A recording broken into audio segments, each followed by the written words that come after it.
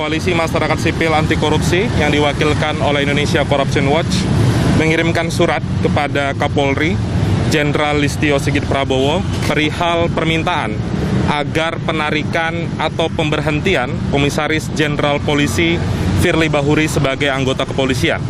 Dasar kami datang ke sini karena dalam pengamatan kami belakangan waktu terakhir ada serangkaian kontroversi yang dia ciptakan sehingga tindakan-tindakan itu meruntuhkan citra Polri di mata publik. Ada beberapa laporan yang kami sampaikan atau kejadian yang kami sampaikan. Yang pertama, di tahun 2020 ada kasus pengembalian paksa Kompol Rosa Purbobekti. Yang kedua, ada kasus pelanggaran etik yang bersangkutan saat mengendarai helikopter mewah. Dan yang ketiga, yang paling fatal terkait dengan polemik tes wawasan kebangsaan.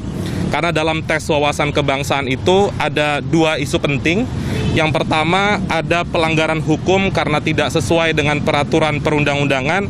Yang kedua ada indikasi pembangkangan dari perintah presiden. Ada dua alasan terkait dengan pembangkangan perintah dari presiden. Yang pertama adalah konsekuensi dari perubahan Undang-Undang KPK. KPK masuk dalam rumpun kekuasaan eksekutif sehingga dalam konteks administrasi mestinya tunduk pada perintah presiden.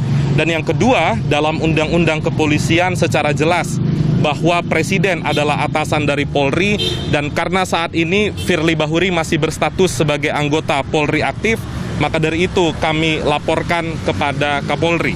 Laporan kami itu juga kami tembuskan kepada Presiden Republik Indonesia selaku atasan dari seluruh anggota Polri aktif, dan yang kedua kepada Divisi Propam.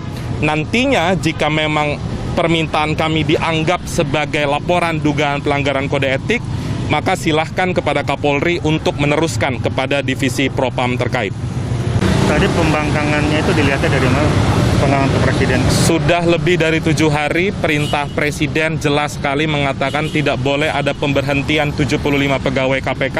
Tapi sampai hari ini tidak ada produk hukum untuk membatalkan surat keputusan penonaktifan atau pemberhentian 75 pegawai KPK.